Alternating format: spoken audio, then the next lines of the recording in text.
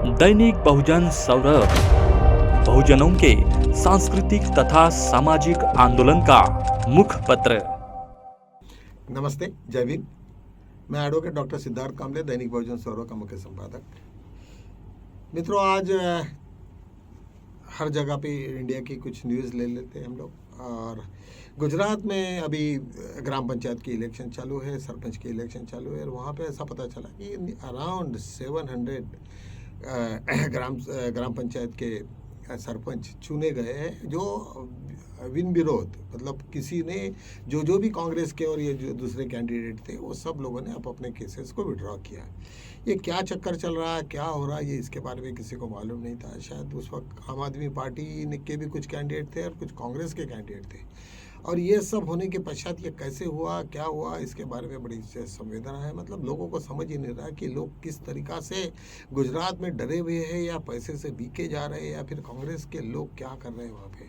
और इसके ऊपर में दोनों भी, आम आदमी पार्टी और कांग्रेस दोनों भी खामोश है। क्यों खामोश है नहीं मालूम। सब लोग सोचते हैं कि भाई हम लोग ऊपर में जब भी कभी अभी विधानसभा विधान परिषद के इलेक्शंस होंगे, वहाँ पे हम लोग कुछ करेंगे। लेकिन निश्चित रूप से जब नीचे के लोग ही तुम्हारे यहाँ साथ में नहीं है, या इस तरीक़ा से लोग होंगे, तो वो कहीं भी जाओ वो तुम्हें नुकसान ही करेंगे। इतना क्या डर है, इतना क्यों खौफ है, और इसलिए क्यों लोग डरते हैं। ठीक है, हम लोग समझ सकते हैं कि भाई कोई पॉलिटिकली लोगों ने उसको डराया होगा, धमकाया होगा, पुलिस ने किया होगा। लेकिन जब पुलिस और जब तुम यहाँ पे इलेक्शंस की लड़ते हो और लोगों की काम करने के लिए लड़ते हो, तो डर के क्या करोगे तुम। उससे बेटर तो मत करो। तथागत भगवान बुद्ध को जब वहाँ पे ये बन के आते हैं, पूरा उन्होंने जो ज्ञान प्राप्त होके जब आते हैं, तो वहाँ पे उनको पूछा जाता है कि भाई हम लोगों ने किस तरीक़ा से राज्य करना चाहिए। तो उन्होंने कहा कि भाई जो भी तुम्हारा हर आदमी तुम्हारे घर में जो है सदस्य के, जैसे तुम उसको हर आदमी नागरिक को ये करो, जैसे कि तुम्हारा लड़का जिस तरीक़ा से उसको प्यार करते हो वैसे ही। आज देश में इस तरीक़ा से है कि जो विरोधक भी है और ये भी है, वो सब डरा हुआ माहौल है। नहीं करने का, छोड़ देने का। क्यों टिकट लेने की ना, कांग्रेस की टिकट लेने की ज़रूरत ही क्या थी। जब तुम डरते हो तो छोड़ देना चाहिए। तो ये ऐसा नहीं, यहाँ पे कुछ ना कुछ क्या चल रहा, क्या नहीं चल रहा, किस तरीक़ा से हो रहा है, इसकी काफ़ी जांच होनी चाहिए। और जिस तरीक़ा से अभी वेस्ट बंगाल में ममता ने सबको ललकारा है, जिस तरीक़ा से चीफ इलेक्शन कमीशन और नरेंद्र मोदी के ऊपर में पूरी की पूरी कांग्रेस की फौज उतर गई है, तो निश्चित रूप से मुझे लगता है कि ये जब है और उसके विरुद्ध बिल्कुल पूरा का पूरा गुजरात में हो रहा है, ये निश्चित रूप से काफ़ी गलत है। एक हमारे यहाँ एक हर जगह पे ये मोदी नामा ये बहुत ख़तरनाक चीज़ हो गई है। एक सेंट्रल ये अपना CAG, central audit and journals, ये हमारे देश की सबसे बड़ी ऑडिट की एक टीम है कि तुमने जितना भी पैसा देश का लिया है उसका हिसाब देना चाहिए। एक 2024 और 25 में कुछ लोगों ने पैसा लिया, डिपार्टमेंट ने लिया, लेकिन अभी तक उसका हिसाब नहीं दिया। जब भी कभी हमारे को सभी को मालूम है कि एक रुपया भी हम लोग लेते हैं कैसे, तो वो सरकारी तिजोरी से या सरकारी से, तो उसका तुरंत हिसाब देना पड़ता है, या कुछ भी हो। तो अभी यहाँ पे इन लोगों ने अभी तक ये नहीं हिसाब नहीं दिया, और उसका जो मात्रा है 54,000 करोड़, 54,282 करोड़, ये केवल वित्त मंत्रालय का है, विदेश मंत्रालय का है। यही नहीं तो एजुकेशंस का है 14,368 करोड़। ऐसे टोटल 15 मंत्रालयों ने अभी तक अपना हिसाब नहीं दिया, और सब का सब गवर्नमेंट और IPS ऑफिसर और IAS ऑफिसर्स वहाँ के चुप बैठे हैं। मुझे लगता है कि सब के सब ये कैसा होगा, और ये CAG कैसा छोड़ेगा इनको, क्योंकि ऑडिट का जब तक रिपोर्ट नहीं आएगा तब ये पूरा का पूरा पार्लियामेंट में आएगा। पार्लियामेंट में बोलेंगे कि तुम बजट करते हो, इतना पैसा डाले हो और ये पैसे का हिसाब यदि नहीं देते तो हम क्या करेंगे। ये क्या लूटमार है या क्या है कि कोई भी आया हुआ कोई भी पैसा, सरकार का पैसा लो, जेब में डालो, खर्चा करो, ख़त्म करो। जाते समय बोलो कि मैं एक्स ने खर्चा किया, लिया पैसा। अब लिया तो पर्टिकुलर एड में होता है, ये क्या होता है। तो मतलब ये गवर्नमेंट कैसे चल रही है बिन भरोसे, मतलब ये कैसा बोल सकते हो, उसके लिए कोई शब्द ही नहीं। क्योंकि हम लोगों ने गवर्नमेंट में काम किया, जो बैंकों का इवन 1 रुपये का भी डिफरेंस रहा तो रात रात बैठते थे लोग और उसको क्लियर करते थे। ऐसे सिचुएशन में यदि हमारे मंत्रालय का और गवर्नमेंट का इतना बड़ा पैसा तुम्हारा चले जाता है और उसका कोई हिसाब नहीं। कल मैंने कोई वीडियो देख रहा था, इसके ऊपर में नरेंद्र मोदी जी का विदेश दौरा और उसका जो खर्चा और ये टैक्स पेयर से आ रहा है वो 586 करोड़ एक एक साल का, एक इस वक्त का कुछ तो भी 900 एंड समथिंग करोड़। अरे बाप रे, कितना खर्चा है। और क्या है, सब के सब पूरा 100 लोगों की टीम यहाँ पहले ही डिसाइड होते रहती है।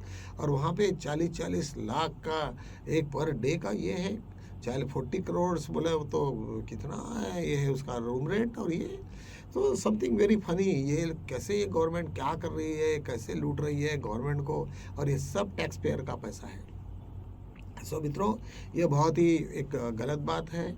और मुझे लगता है कि ये तो छूटेगा नहीं। ये एक ऑडिटर जनरल सीएजी के इसमें आ गया, इसका मतलब कि वो विजिलेंस में भी चले जाएगा, सीबीसी में भी जाएगा, और कोई भी ऑफिसर अभी इसके बाद में आईएएस कैडर के वो उसमें से बाहर नहीं निकलेंगे। ये बिल्कुल निश्चित रूप से ये बिल्कुल इम्पॉर्टेंट है। एक हमारे यहाँ पे एक पत्रकार थी, और नरेंद्र मोदी जी की वो काफ़ी क्लोज थी, और उन्होंने जो भी कुछ खुलासे किए उसके ऊपर में नरेंद्र मोदी का इतना बैकग्राउंड बताया उन्होंने, मतलब इतना कि जिसका कोई सुन भी नहीं सकते। इतने सेक्सुअल स्कैंडल्स बोले या और क्या क्या है, कितना है, वो कैसे देशद्रोही है और किस तरीक़ा से है, या सीएजी का एजेंट है क्या, इस तरीक़ा से तक वहाँ तक बातें हो गई। ये सब सिचुएशन जब चल रही थी तब वहाँ पे कुछ लोगों ने अभी उसके ऊपर में एफआईआर डालने की कोशिश की। उसके बाद करीबन रात को आधी रात में कुछ पुलिस उनके घर में गई है, और उसके बाद में उसको गंदी कुछ गालियाँ वगैरह दी।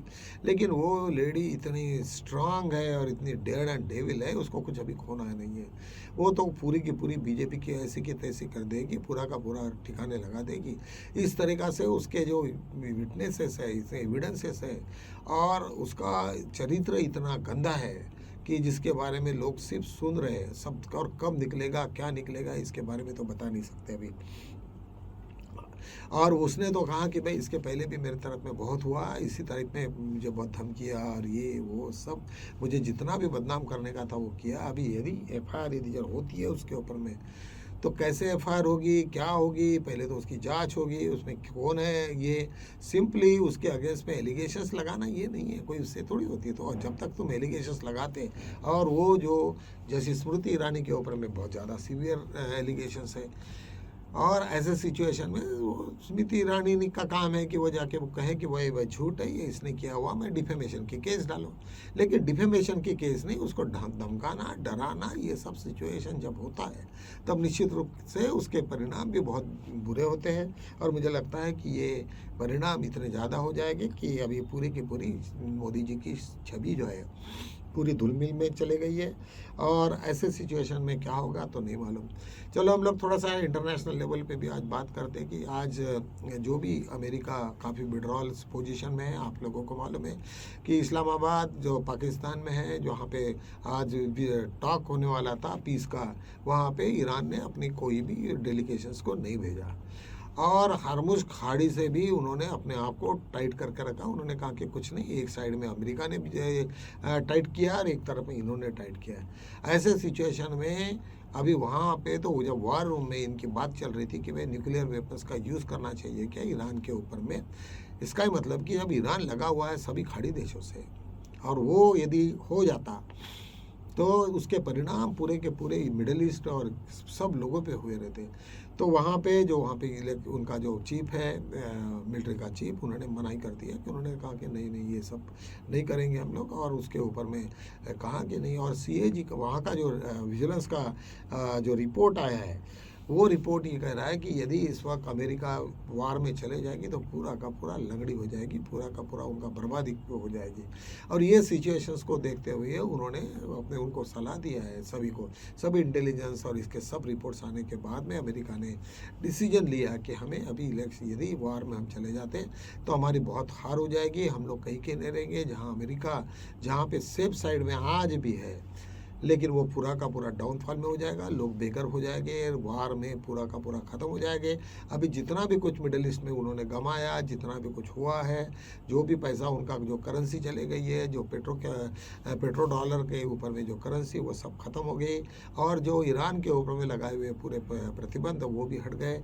ये सब होने के बाद में आज काफ़ी ईरान में जश्न मना रहे थे लोग, काफ़ी उत्साहित थे। उनको लग रहा था कि भाई हमने जो लड़ाई लड़ी है उसके कुछ ना कुछ फ्रूट्स निकले। सभी को मालूम है कि ये जंग में ईरान के पूरा अदृश्य जो थे, अदृश्य क्या खुलेआम से भी चल रहा था उनका, चाइना और रशिया का दोनों का भी ये था। और मुझे लगता है कि ये दोनों के वजह से वो काफ़ी डरे हुए थे।